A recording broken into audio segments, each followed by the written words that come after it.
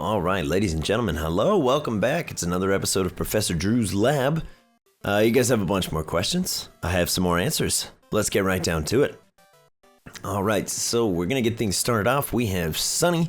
You have a bunch of questions about Source Stones. I'm going to read them all the way through, and then we're going to tackle them one at a time. Here's a question regarding the Source Stones and the Grave Tender. So I remember in the Ragnarok campaign, the bug Source Stone exploded, and I'm assuming that meant it was and remains to be destroyed. What I'm curious about is how can there still be bug-type Pokemon and moves? File that one away for a sec. When the Fire Source Stone was out of commission, all fire types lost their fire abilities, so why do all the bug-type Pokemon still have their bug-type attributes and moves? And lastly, I forget exactly, but I'm pretty sure a similar thing to this happened with the Rock Source Stone near the end of the campaign. I'm also curious as to what happened to the normal Source Stone, but if you aren't allowed to say, I understand. So Ragnarok messed with timelines. So rather than kind of hold myself to that, I pulled a little multiverse reconciliation dealio. So everything that happened in Ragnarok did not translate one-to-one into the Tots world. Because I didn't want to deal with two timelines. I didn't want to say that Ragnarok completely doesn't matter, but there is not a one-to-one correlation. So the Bug Source Stone in the Tots timeline was never destroyed. The Rock Source Stone, God, I'd really have to go back. I know we messed with Steel, Electric, and Bug, because I made a point to not mess with stones that the Tots had seen, because I didn't want them to think that things were anywhere near where they were being shown to be. Same deal with the normal Source Stone. So everything that you guys have seen from Ragnarok is not a one-to-one correlation into the Tots game, because I didn't want you to have seen either to get something out of both. So if you've only watched Ragnarok, the Tots game doesn't have a ton of bearing on it, and if you've seen Ragnarok, then for the Tots game, you'll get a couple references here and there. There are some characters, there are some through lines that have remained, but most of what we saw in Ragnarok has been altered to continue making sense for the Tots game. Because if you've ever tried to run a campaign and then put one in the past of that, it's very, very difficult because everything would have trickle-out effects. But hopefully that kind of answers the question.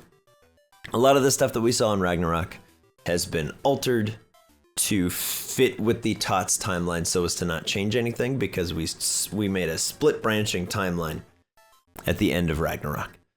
But let's move on down. Regarding the Grave Tender, is he a Pokemon or an actual ghost? At first I had the impression that he was a very powerful Pokemon, but then when his backstory was being talked about, I began to be confused if he was a person that turned into a ghost or a Pokemon, or if he transcended to something more.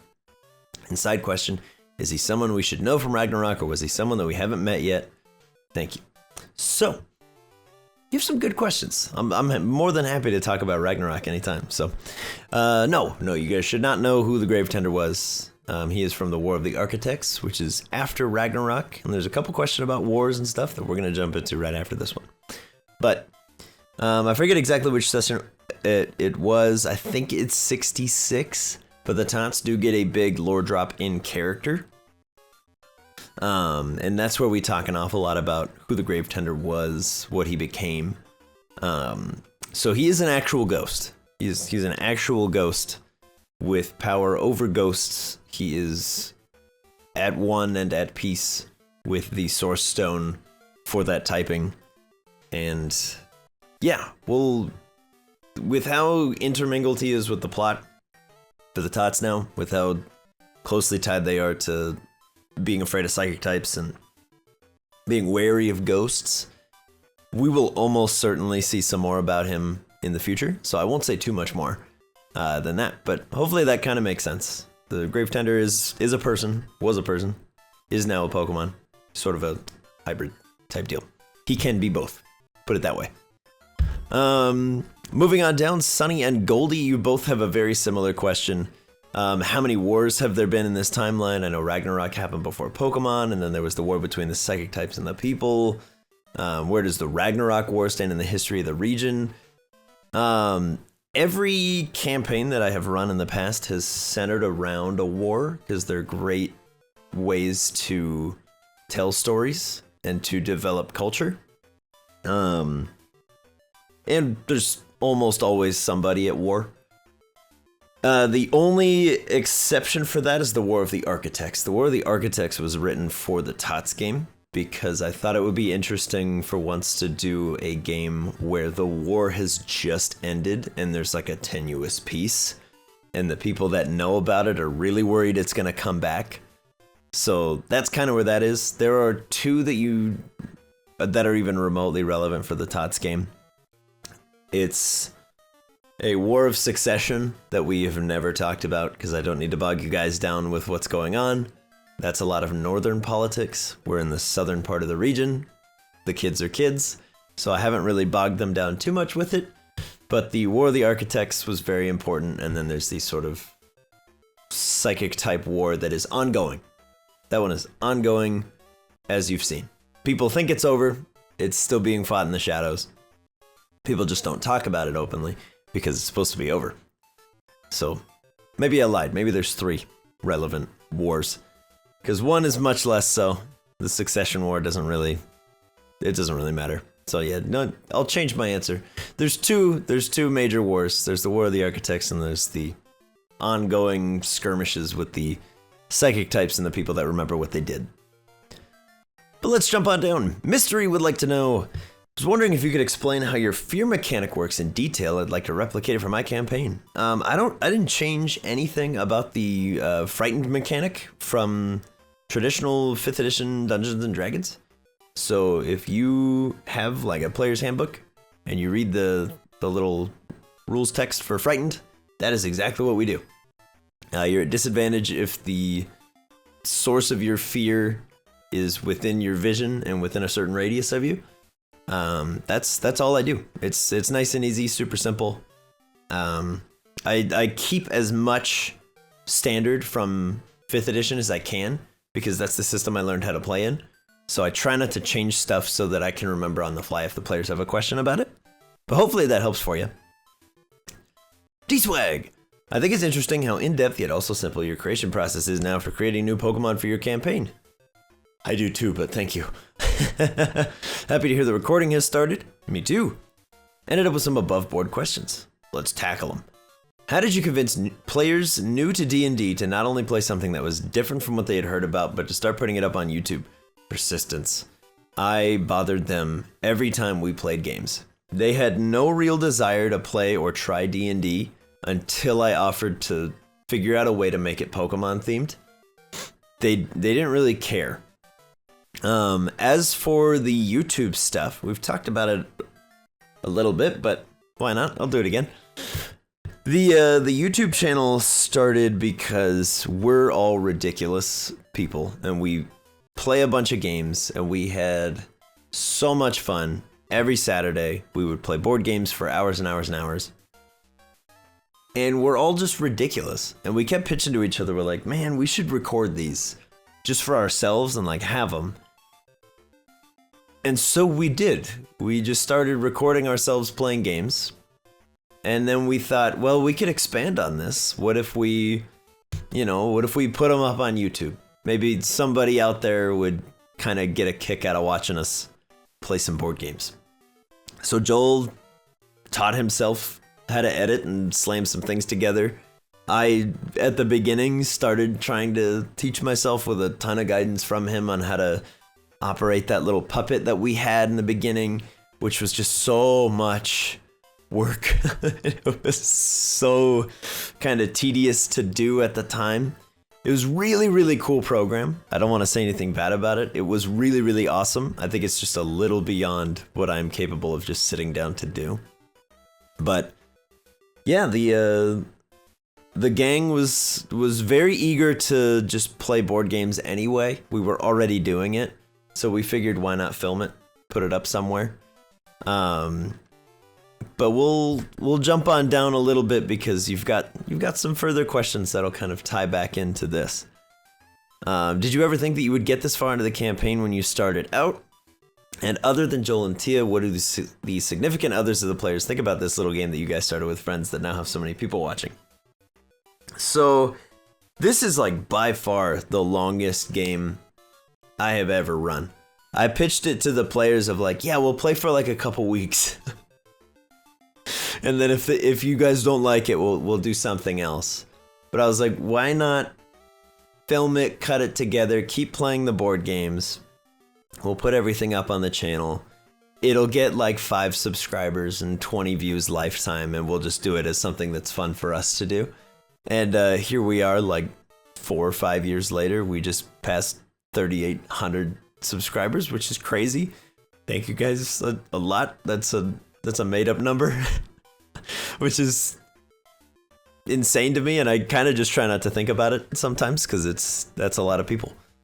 But as for what do the significant others of the players think, without giving too much away, the significant others and family members and stuff, they're like, oh cool, yeah, you guys like play a game for YouTube and stuff. It's varying degrees of like who knows how much. But yeah, it's a very bizarre. It's surreal, I guess is a good word for it. I was like, yeah, I'll run a D&D game for my friends, and we'll kind of cut it together and try to make it fun and entertaining, and we'll see how it goes. And it's just kind of like blown up way bigger than I could have ever thought. So that's enough of me being sappy. I'll just say one more casual like thank you guys so much for your support. It's been incredible. But let's roll on down. One in-game question for you. If you had a room in Wilhelm Manor, what would it be? I'd have a whooper room with whoopers in it doing whooper things. Depending on what a character would be, or if it's just mine. If it's just mine, it would be a game room. It would be the ideal game room. It would probably resemble the Critical Role studio, where they have like all the lights and the big table and stuff. That's probably what I would have as a person. And then with just like whooper stuff everywhere. That's probably what I would do. I don't know, it would depend on a character of like what it would look like, but if it was me, absolutely. It's a big board game room where I can fit everybody at the table nicely, and like everything's just great, and it's all the board games are there. That's 100% what I would have. Moving on down. Bookworm's got a couple questions. Are the Tots under investigation for the suspected under investigation for or suspected of Kaya's disappearance? No. Did Kaya actually teach a class at the university, or was everyone under some kind of Jedi mind trick and just thought she was a professor? No, then yes. She was not an actual professor. She just said she was. Was it a long-term thing to establish a base of operations, or short-term thing set up to ensnare CJ? Very much the latter. Very much a short-term thing. How did the doppelganger end up attached to Bentley? That's a very long and complicated behind-the-scenes dealio. So don't worry about that one too much. Was it the mime, or was it actually Kaya's doing? Was it both? See above. I love the questions, but there's a lot that I can't say. Moving on, Jordan Mikesell. Who's your favorite character or NPC? I think, thinking back on the entire campaign, it's probably Remy LaRue. In terms of having an NPC that got to be helpful, got to be a mentor, and I didn't hold back talking to the players like they were informed on the whole situation, and giving them little hints, pointing them in the right direction so that they could find things out. And the fact that they were able to figure out so much about the game and the world from Remy, that really kind of bumped him up in the lines for me.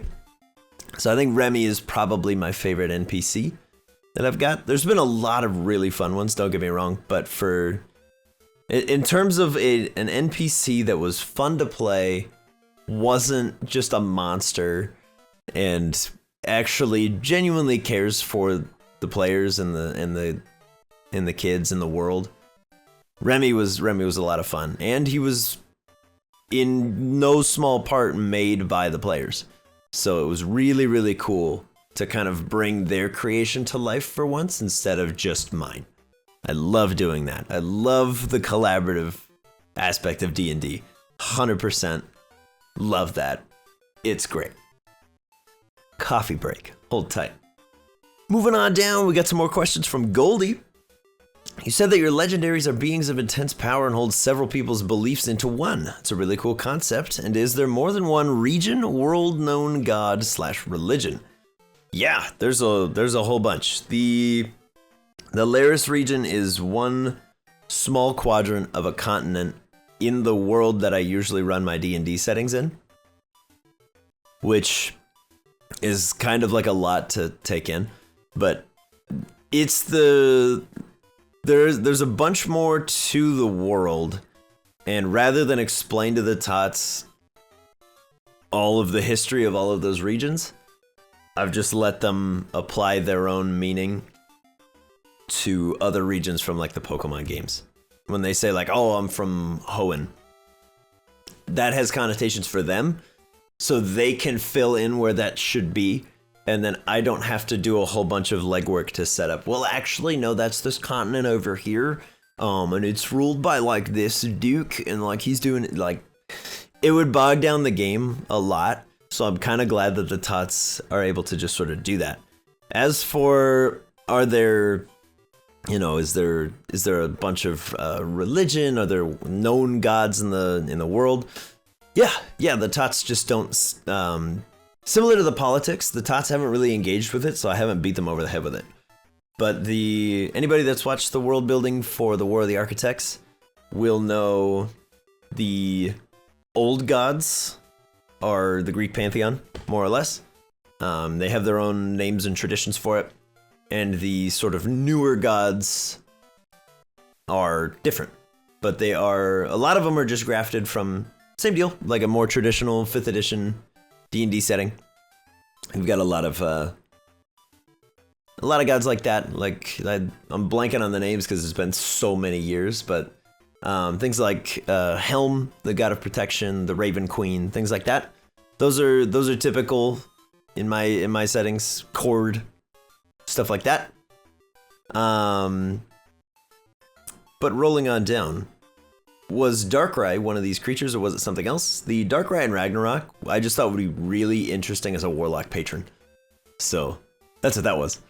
So it was something else in that aspect, because in Ragnarok, I wasn't afraid to bring like a legendary in because it was a short run campaign.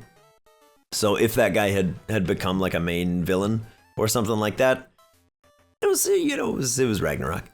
But yeah, to circle it all back together, yes, there is like more than one region. There's a bunch of religions and world known gods and stuff, but the Tots don't really engage with it. The religion's not even a stat on their character sheet, because I didn't want to complicate things. So there's no religion, there's no arcana.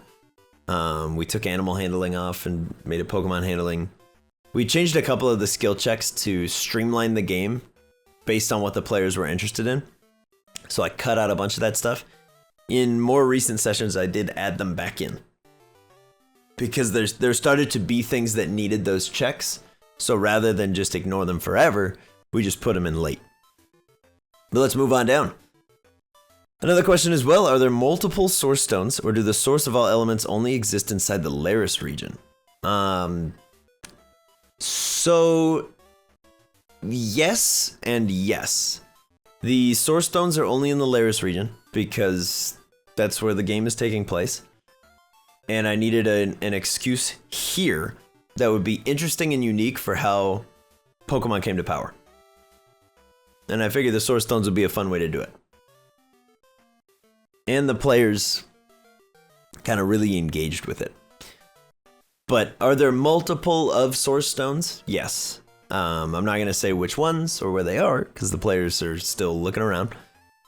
But as we've seen with the sort of Firestone out in Xantha, it's a very massive spire that digs very, very deep into the earth, and it branches and it goes, and those branches go different places. So I'm also going to tackle, I got a question from Shiro that's kind of related to yours, Goldie. It says, in Ragnarok, the Source Stones were living beings / Pokemon. Are they still now? I think you mentioned that the Source Stones are more alive than a stone, but they still seem to have changed. They don't communicate anymore and have guardians now. So yes, for Ragnarok, given that the magic was still newer, the Source Stones were living, breathing creatures. And then over time, as they kind of grew too large and couldn't keep moving, they gave their energies away, and that's why we have guardians. So yes, there are multiple of many source stones. They used to be alive. Some of them still are. See, Tropius is a good example. But the source stones are much less potent than they were for Ragnarok, because Ragnarok was such a high power setting and was set only a few years after things had started happening. That's why there were still animals running around.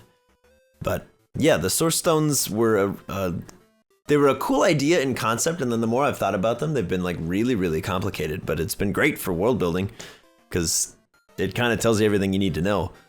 Every time you're like, okay, if a source stone is here, what does that look like for the environment? As for, do the source of all elements only exist in the Laris region? And if that's the case, then did the sudden freeze affect the whole world or just the surrounding area of the region? The flash freeze was just the surrounding area of the region. It was a ploy by the Icebringer to make sure that no renegade fire types started another war of succession for the Firestone and the right to own it. It's the sort of like flash freezing protocol is a thing that there is a precedent for, and we kind of covered it. The Etiolans have documented it a few times in their sort of children's book, a book of the gods, if you will. Of any time one source stone falls under threat, its inverse needs to step up to make sure that it stays suppressed until it can be fixed. And there are renegade types that don't follow these rules. And I showed a little bit of a vision of that, and hopefully that never comes to pass, because that would really complicate things.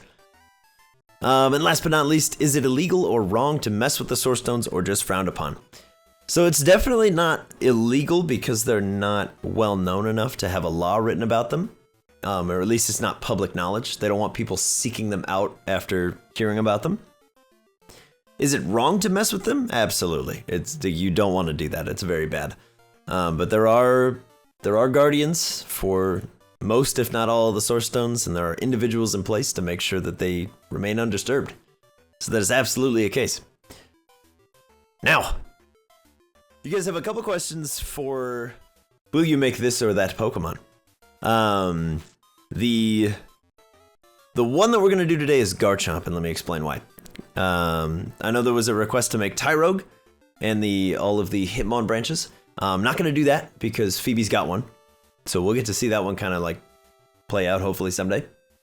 So I'm not going to dive into that because the Tyrogue stats that I have are just Boysenberry, and you guys have seen a lot of Boysenberry.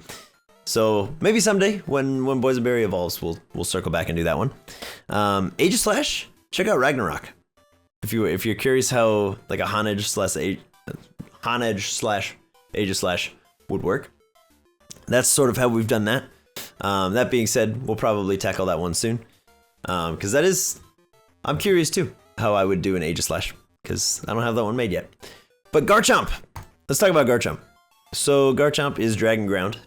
All right, so let's talk about Garchomp.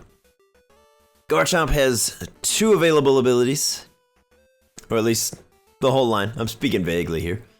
The Garchomp line has 2 available abilities, Sandveil and Rough Skin. So Sandveil ups evasion in a sandstorm. There's not a great way to do that in D&D because evasion's not really a stat without just giving them, like, if you succeed on a dex save, you take no damage if you would take half.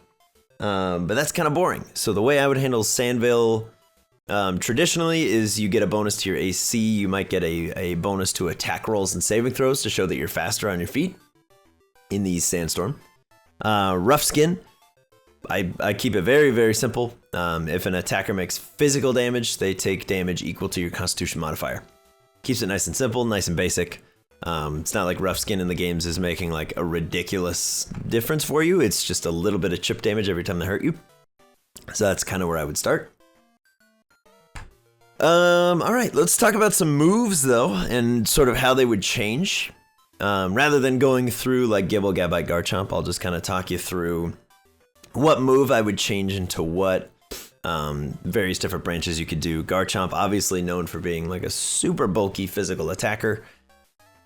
I would start out because the earlier dragon moves that it learns are like Dragon Rage and Dual Chop. So I'd focus on those. I would start Gibble off with a very low damage Dragon Rage. Average bonus to hit, deals damage equal to like proficiency bonus or maybe double that in the newer setting. In something like a Tots game, it would probably have Dragon Rage and it would do like 2d6 or something like that. Probably something like Tackle for Gibble. I usually early stages I account for them being like level 1. So probably not having like all of their crazy good moves right away, because then if you start out great, you don't really have anywhere to grow. Something like Sand Tomb. I would put that similar to Arjan's Flame Wheel. We don't see it that much these days, but you maintain concentration and you can deal like a d4 ground damage to something within range of you. And then setting up a Sandstorm, same deal. I always have those effects require concentration, because if you could do Sandstorm, set yourself up for Sand Veil, and have Sand Tomb going, that's really powerful. Which it's powerful in the video games as well, but you gotta kind of balance it for like a mass combat thing. You want to make sure that one person's teammate is not completely overshadowing everybody else's, basically is what I'm trying to say. And the Garchomp line is historically very strong, which is why I'm not like the biggest fan of them, because they fall under that like kind of pseudo legendary and they kind of pop up everywhere. But I would put a pretty good emphasis on strength. They would probably have a bonus to their strength and their constitution, as well as charisma for sort of being intimidating. You are a dragon. They look a bit clumsy, so I'd keep the dex low. And intelligence and wisdom I usually tie to their special attack and special defense in no particular order. So I would keep those kind of hunkered down as well. Typically, if a first stage Pokemon these days has more than a +2 or a +2 or more to a stat, they usually have one or two things that are -1 to try to keep things a lot more balanced. I'm looking to avoid in the future having to filter so heavily what could be on a route based on the stats that I gave them on a whim. So like an old school Gibble would probably have like 16 strength because it's a strong Pokemon. New age Gibble has like 14. Keep it a little more squished. As for Gabite, obviously jump the AC up. I didn't talk about that, but I would put Gibble at a 9 AC because he's got 8 in dexterity, so -1. Everything in the new setting has a 10 AC base plus or minus their dex. So if they've got like a 3 in dexterity, your AC is going to be really low. There's been a few things where I ignore that because there's rules for like natural armors and stuff. And anyways, all of that to say, that's how I would handle AC. Gabite! Gabite, I would jump the AC up substantially because all of the other stats also jump up substantially. Another bonus to the strength. Dexterity and constitution really jump up. Dexterity because Gabite actually forms some arms and could be dexterous if they so chose. They're not just using their mouth to move things anymore. Intelligence goes up to a baseline because for whatever reason Gabite kind of jumps up a little bit in special attack and defense, and then you get to Garchomp and the stats are just insane across the board. So we jump up to 10, 11, and 13 in those mental stats. Depending on when they evolve / how much they level up before that happens, your HP will vary greatly. That's something that would kind of, that's a patented like speak with your DM moment to figure out what that would look like. But jumping on down, Dragon Rage, just buff the bonus to hit, increase the damage. For the rules I have here is that it would deal damage equal to twice your proficiency bonus so that it will grow with you. I would change Tackle into Dual Chop, have them make 2 attacks, each one does some dragon damage. Sand Tomb, up the amount of damage dice. Usually for persistent effects, I try to keep it at D4s because I really like D4s and I feel like they're underused and underappreciated. So I try to make people roll like 2d4 instead of 1d8. so that your damage floor is higher. So instead of rolling a 1 on a 1d8, if you roll 2 1s on 2d4s, you're still doing 2 damage, which is why I think it's underappreciated. But that's a short and sweet for Gabite. I would just increase the radius on Sandstorm a little bit. Garchomp. Garchomp gets my favorite fake move because it's really good. I call it Elemental Fang. You can call it whatever you want. You don't have to use it if you don't want to. I wouldn't recommend it in a more balanced setting. But I allow for anything that could learn, like Thunder Fang, Fire Fang, Ice Fang, Bite, anything like that. I let you pick when you're rolling the damage dice. It's kind of like Chromatic Orb. So you deal 1d10 of your choice of the following if you hit: Dragon, Dark, Electric, Fire, or Ice. If you crit or roll max damage, the target flinches if it's Dark or Dragon damage, is paralyzed if it's Electric, burned if it's Fire damage, or is frostbitten if it's Ice. But it's determined by the damage type and if you crit or roll max damage. That's the new age way of thinking about that. For the Tots game, there's no chance of the status afflictions. It just hits hard. It would do like 3d10 of your chosen damage, probably 2d10 of one and then 1d10 of dark. But that's why I'm kind of simplifying for this like newer setting Pokedex stuff that I've been working on. Setting's probably a poor choice of words there. The newer system is probably a better way to say that. Dual Chop, same deal as before, just buff up the bonus to hit, increment the damage die up to a d10. Sand Tomb, same deal, add another d4 on there, up the bonus to hit. Sandstorm, increase the radius. Short and sweet. The stats on Garchomp are crazy good in the games, so that translates to here. This is a pseudo legendary. If somebody had started with like a Gibble, if I was in like Devin's shoes and was dealing with like a blackout situation, you would not see a Garchomp for a very, very long time. If you started with Gibble, we'd be pushing like the low 110s. You might start seeing a Garchomp pop up on your team, because these stats are so good, you would never use anything else. It's got a 20 in strength, 18 in dex and constitution, 20 in intelligence, because for whatever reason that special attack just flies through the roof for Garchomp. And then wisdom and charisma both jump up to 16s. And I haven't mentioned it before, but 30-foot running speed for everybody, and then a 30-foot burrow speed on Gibble that goes all the way up to 50 for Garchomp. Really leaning into that kind of sand shark dealio. And I would put them at small, medium, and large in that order. So hopefully that kind of makes a little bit of sense. Same deal as always. I'm curious how you would make a Garchomp, because my Garchomp probably won't work in your setting, because my setting is very, very high power. A lot of high risk, high reward situations. It's balanced around everybody having 5 or 6 Pokemon out at any given time. So same deal there. Curious how you would do it. We will probably do Aegislash next, because I do see that one. For the future, same deal with some of these questions and other things that we've done in the past. I'm not going to make or show any Tater Tot Pokemon stat lines, because we've talked about it before. I don't want the focus of any of the sessions to be on how the players are playing their characters or their Pokemon wrong. So I'm just going to leave those behind the screens and let the players do what they're going to do with those. So we're not going to see a Tyrogon here, at least not for now. Once BB's story is like all done, aka the Tots campaign wraps up, maybe then we'll start talking about what some of the Tots could do. But until then, I don't want you guys to sort of worry about seeing the Tots stat lines, because I don't want the Tots to have to worry about being kind of critiqued and criticized on playing their characters wrong. Because that happened a little bit in the early days, and we did a great job of like kind of moving away from that crowd. So I kind of want to keep it that way. But I've rambled on for a very, very long time. Hopefully you found this video interesting. If you did and you have some more questions, as always, feel free to drop them in the comments section below.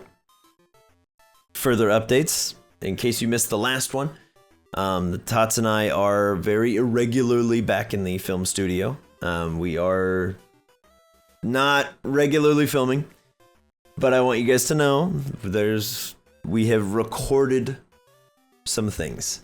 So I don't have an exact date of when you'll start seeing those things, but my goal is to have about 5 or 6 sessions filmed and done before we start trickling them out, and I want to make sure that we're recording on a steady pace so that we don't come back from this hiatus, hit the ground running, and then have to take like a 3-week break because we can't film for a couple weeks.